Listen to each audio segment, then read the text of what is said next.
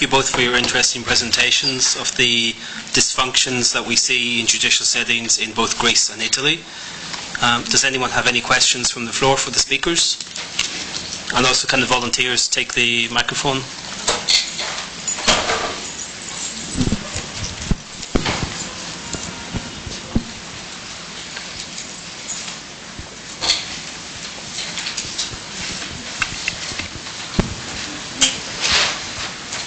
It's more like a comment on the second presentation.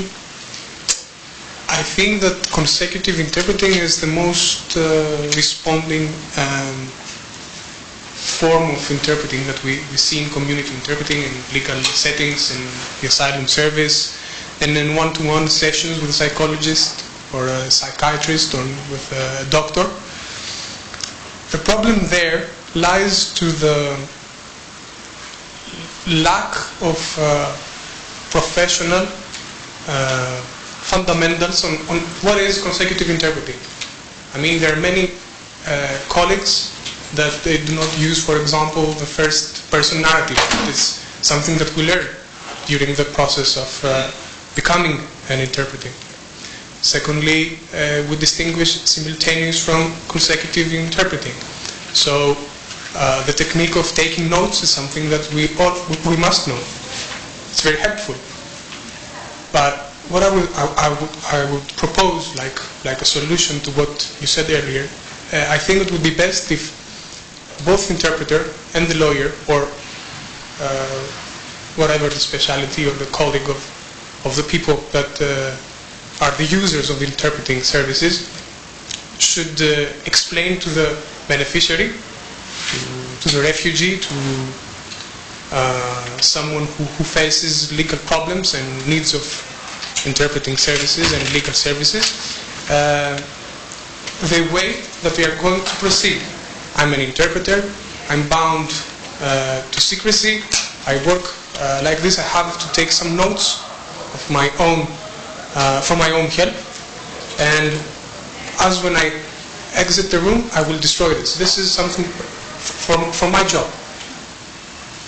Also, if the lawyer wants, you said that I think that it's not easy in every language to distinguish terms between detention, arrest, etc. As an interpreter, I'm not allowed, I think, to take the initiative and on my own explain that to the third party of the conversation. I would kindly ask from you if I have the permission, or you should think it's a good practice. And I would let him or her know what I ask you.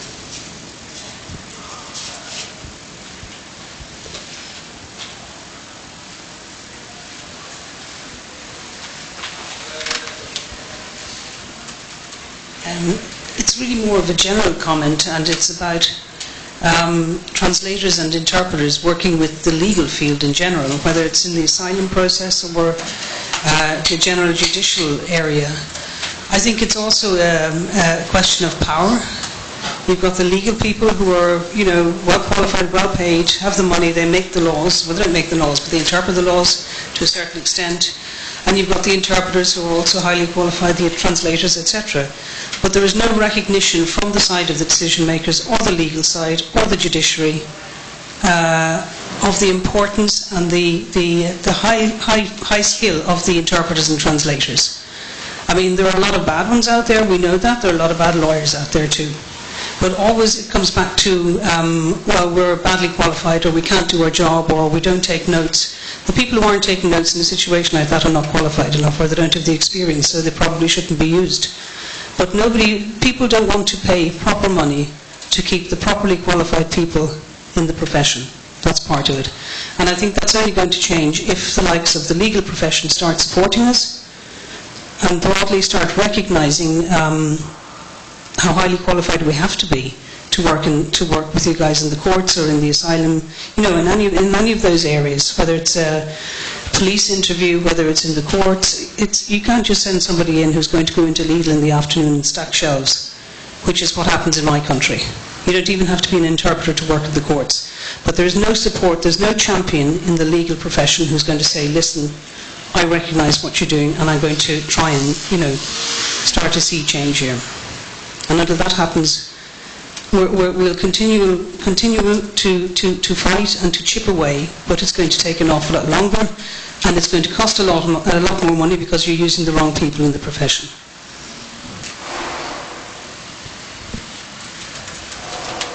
Would either of the speakers like to respond to that comment in any way?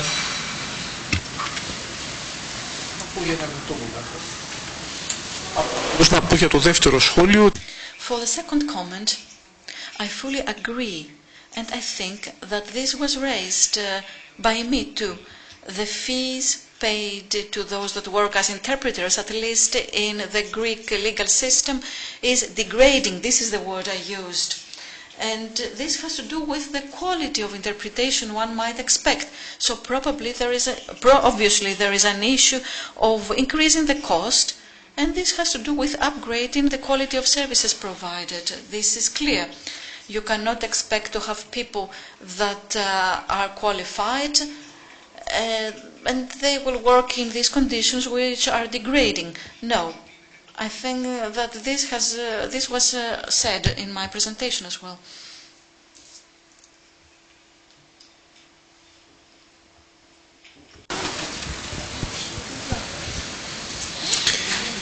Well, I'll continue in English actually, so that Annette can sort of link up. What she said will link up with mine.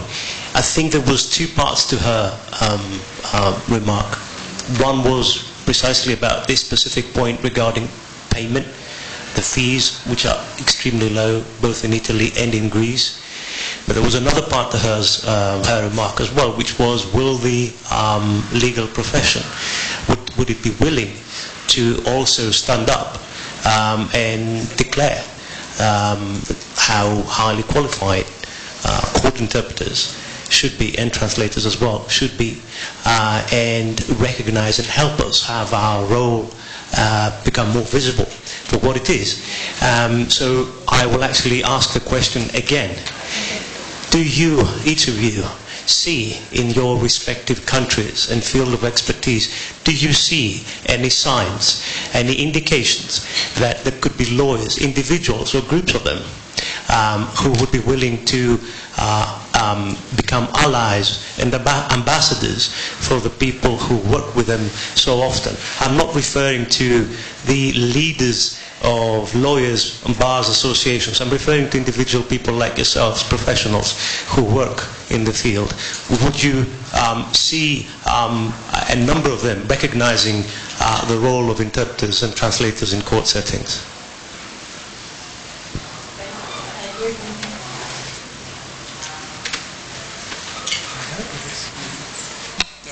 Absolutely.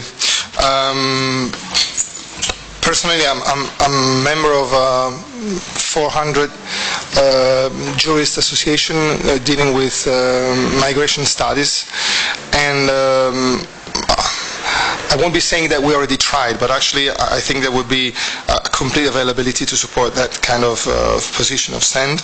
And so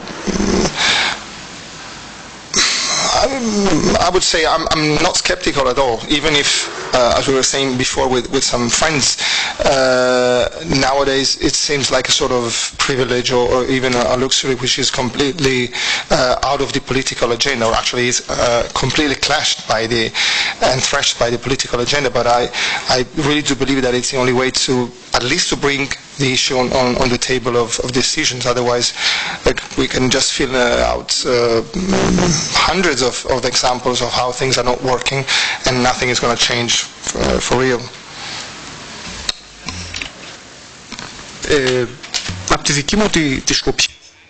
From my point of view, I would say that it is obvious that indeed we need recognition. But I would like to be realistic, and I would say that we are lagging behind. I represent an association, a league, which is quite small.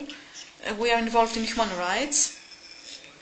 And indeed, we want to showcase how important it is for a population that is introduced to a criminal procedure not on an equal footing because of interpreting issues.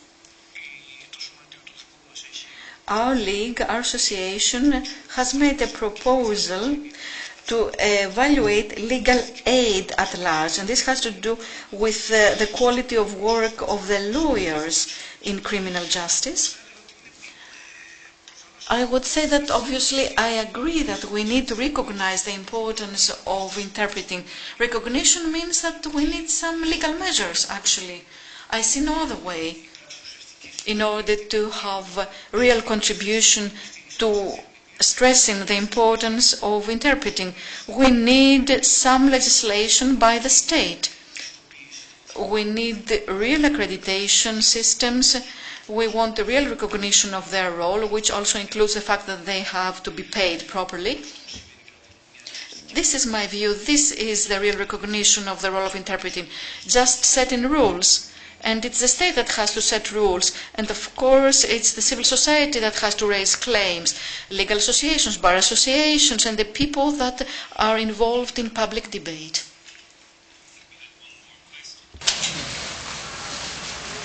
Flavia, did you want to ask a question? No? Oh, sorry. I just agree with Michael. I've got a very brief question. In terms of case law, because both what you mentioned is good, and we have similar things in... Yeah, can you switch on? So these examples were very interesting. We have the same in medical practice, and when the two get combined, vulnerability assessments, then things get very ugly. So my question would be, is there a body of law, case law, where things like that were followed up, went to court? I mean, is it pulled together on your side? Is it, if somebody wants to see, not anecdotal, but evidence-based cases like that, where poor quality, for whatever reason, of interpretation in a court or any other judicial setting led to very bad outcomes. Is that accessible? Because if that's accessible, we can bring together, I think, lots of things from medical practice, send it to PACE, send it to Council of Europe. So do you have that, and or would you be interested in putting that together? Because if it is there, I have not seen it. I mean, I'm sure it's there sparsely, but together, as a body of evidence.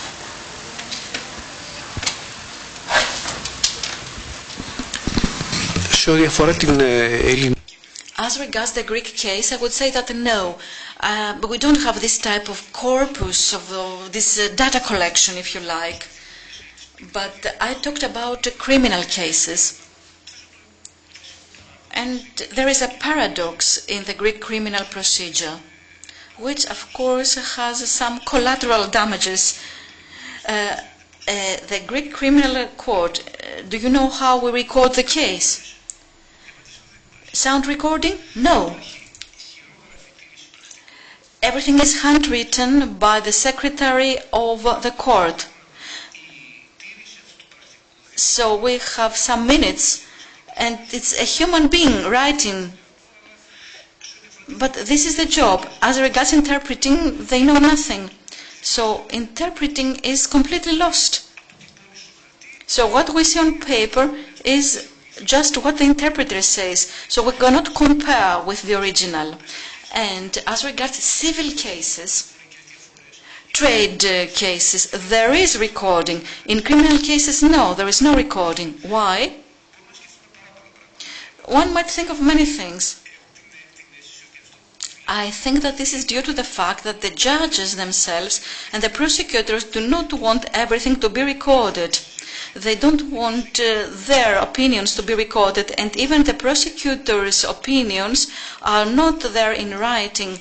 So we just know whether they said guilty or innocent. So we have to proceed to certain legislation. We need proper recording for the criminal procedures, and this will lead to be able to have real results, because even if we want to evaluate interpretation, we cannot do it.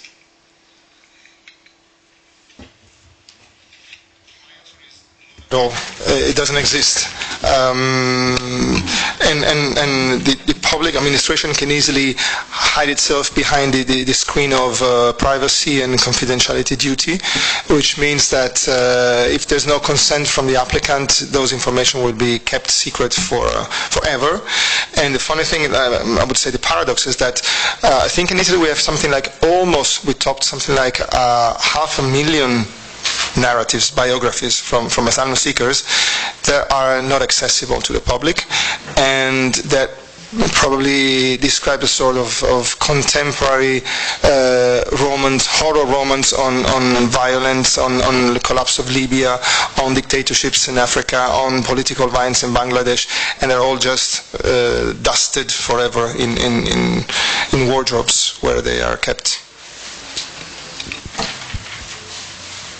I just want to come back to the point about recordings. In Ireland, in the district court, where all cases begin, everything is audio recorded. But in the case of interpreters, the interpreter whispers into the defendant's or the witness's ears, so it's not picked up anyway. We've already looked into doing, case studies, testing, etc., etc. It's just impossible at the moment. But it's something we're discussing with one judge we have in one of the district courts in Ireland, who's turning out to be a real champion for court interpreters. We're trying to get in to actually speak to the judges, which is a very, very difficult thing in Ireland, because they have to be totally impartial and they can't be seen to be told what to do or anything suggested to them. What we'd like to do is a short CPD course with them, for example, and one of them would be on interpreting. And one of the suggestions was that the interpreter should have his or her own position in the court, so it is important and it has a place. And maybe use a microphone or be connected to the witness or the defendant. But audio recording in itself is not a guarantee of being able to pick up any problems with interpreting.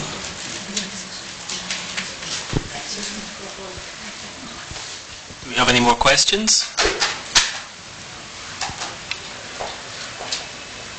Okay. Well, we bring this panel to a close, and then I'd like to thank the speakers for their contributions, and then we can move on now to the closing remarks and bring the entire day proceedings to their close as well. So, Annette, would you like to come up? Yes, indeed.